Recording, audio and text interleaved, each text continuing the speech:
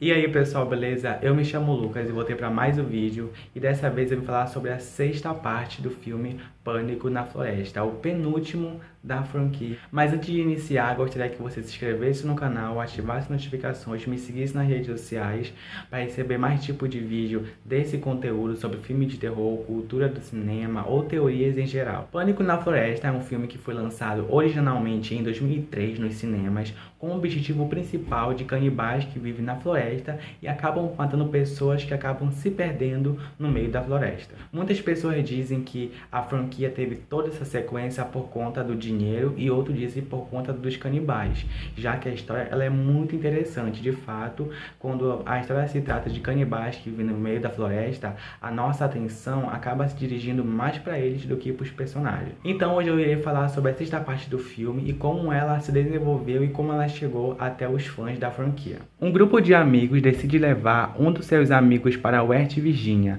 para receber a herança de seus familiares em um resort no meio da floresta. Porém, o que a família esconde é muito mais que dinheiro e herança, e seus amigos terão que sobreviver da família dos canibais. O filme conta com um elenco de Sandy Katz, Anthony Yollet e Akela Zoe, com direção de Valerie Mileve e com seu lançamento em 21 de outubro de 2014. O filme não chegou a ir para o cinema, porém foi lançado em DVD e em Blu-ray nos Estados Unidos, enquanto no Brasil foi lançado diretamente no Telecine Play como um stream. O filme tem como objetivo principal um resort no meio da floresta, já que o protagonista da história, chamado Danny, ele é convidado pela sua família, que ele nem sabe quem é da existência, para ir até a floresta de West Virginia, nos Apalaches, para ele receber um resort, um hotel, uma mansão da família deles. E ele, com curiosidade, vai até lá com seus amigos para saber de fato se é verdade ou não. E provavelmente também é verdade, ele chega lá com os amigos e os familiares deles não gostaram que ele trouxe os amigos deles, já que eles queriam que somente o Danny fosse até a mansão ou resort no meio da floresta. Os personagens do filme são aqueles bem típicos de toda a franquia, que é aqueles que vão para casa no meio da floresta, vão fazer bagunça, vão perturbar a família dos canibais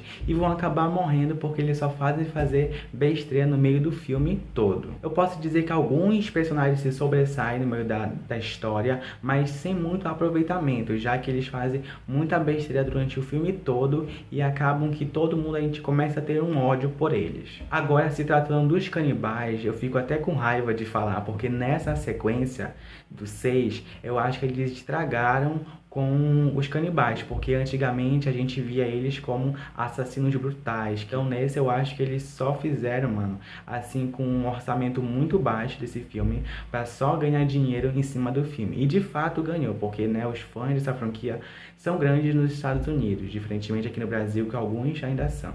O ambiente da história, eu posso dizer por mim que eu achei maravilhoso o ambiente em se passar em um resort, porque como o nome original do filme é Wrong Turn 6 Last Resort, o último resort, quer dizer que é o confronto final, ou seja, a família se reuniu, conseguiu se entrelaçar e chegar ao final da história. Então eu acho que essa franquia, essa sequência, eu acho que era para falar isso, sobre como a família dos canibais se reuniu e se encontraram novamente. Então eu acho que ficou muito legal esse ambiente da história se passar num resort, numa mansão praticamente. Então esse é o ponto positivo que eu encontrei no filme quando eu assisti. A família do Danny tem alguns princípios bem obscuros que quando a gente assiste o filme a gente percebe como eles são. Como, por exemplo, eles têm relações sexuais entre os parentes, canibalismo, rituais no meio da floresta. Então o Danny ainda não sabe sobre isso a família dele. E o Danny foi para essa mansão para se relacionar sexualmente com o familiar dele, que é a Sally, para poder continuar com seus hábitos anteriores. Para que essa relação sexual ocorra, é necessário que o Danny esteja a sós com ela. Mas como ele trouxe os amigos dele, então isso prejudicou no objetivo deles em fazerem essa continuação de patrimônio da família. E nesse filme eu não vou descartar que é 100% mais 18 em maioria das cenas que aparecem no filme, porque a cada momento é sempre um adulto sedento por sexo, o filme inteiro. Eu acho que é ridículo isso que fizeram esse filme. Eu acho que eles queriam misturar tudo e entregar pra gente assistir, mas ficou horrível isso, porque eu acho que desfocou da história original, que é um grupo de amigos indo para uma floresta, não indo fazer coisas que não devem fazer. E aí acontece a primeira morte, que é de uma menina que vai com o namorado dela pro porão da casa e acaba tendo uma relação com o namorado dela. E o canibal está lá atrás e acaba vendo eles dois e acaba matando a mulher, quebrando a perna dela, e o outro levando uma paulada na cabeça dele. Então a gente percebe que os canibais já estão com raiva do que eles estão fazendo lá com a casa deles. Bem merecido mesmo que eles fizeram. E aí os amigos suspeitam o porquê os dois sumiram e acabam se preocupando com eles e percebem que tem alguma coisa de errado lá naquela casa, com aquela família, com aquele ambiente todo, porque sumiram, os amigos dele não apareceram e eles vão tentar procurar, mas já é tarde. De outro lado da história, o Danny é convidado pela Sally, que é parente dele, para ir em um ritual no meio da floresta de noite para saber o que eles fazem na floresta. E aí que o Danny entra em jogo para saber de fato a origem da família dele, dos ancestrais dele, o que eles fazem no meio da floresta. E aí que ele sabe da história, da verdade, e ele sabe que tem algumas famílias que são separadas deles, por exemplo, os Boglin, do Creighton e dos Hillicks. A forma em que os canibais matam os personagens é muito cruel e muito assim nojenta, não é nem mais assustadora, é mais nojenta do que assustadora, porque tem uma cena em que eles matam um homem com uma mangueira enfiado no seu orifício anal.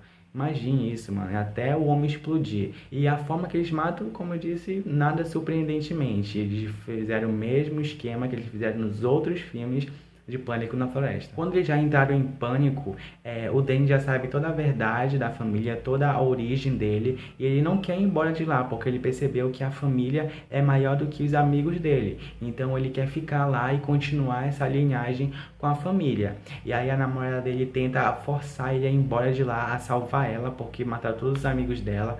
Então ele é a única pessoa em que ela ainda confia, mas o Danny já não quer mais papo com ela, não quer mais voltar ao que ele era antes, ele quer continuar naquele lugar e continuar a linhagem, e é isso que ele faz. Ele manda a namorada dele fugir de lá, para ela não olhar para trás, só que a mulher é tão burra que ela tenta fugir, gritando, e acabam sendo pega, né, pelos irmãos e parentes dos canibais. E aí nesse momento em que ela morre, né? Porque ela não conseguiu fugir, o Danny não queria sair da família deles, sobreviveu só ele, porém com uma ligação com a família, né? Já que ele faz parte da família dos canibais. E o Danny, como eu disse, são 3 famílias, e ele faz parte da família dos Hillicks, que é a família em que mora naquele ambiente. Então a gente percebe que se tem mais de uma família é porque os outros filmes também contam histórias de outras famílias. Então eu acho que não é a mesma família durante todos os filmes. E nesse filme eles querem explicar a origem dos canibais e das famílias que estão separadas na história.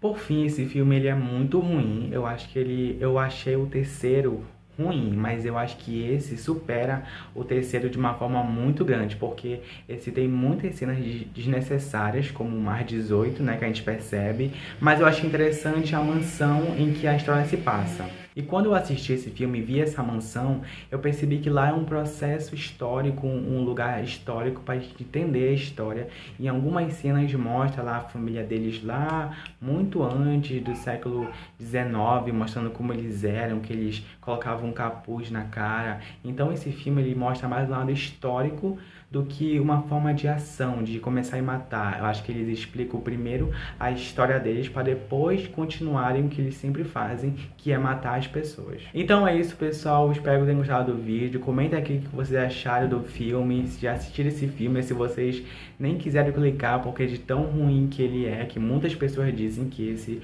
é um filme ruim. Mas como eu falei, eu gostei do ambiente da história, se passar no resort. Então é isso, pessoal. Obrigado por ter assistido o vídeo e até o próximo vídeo e tchau.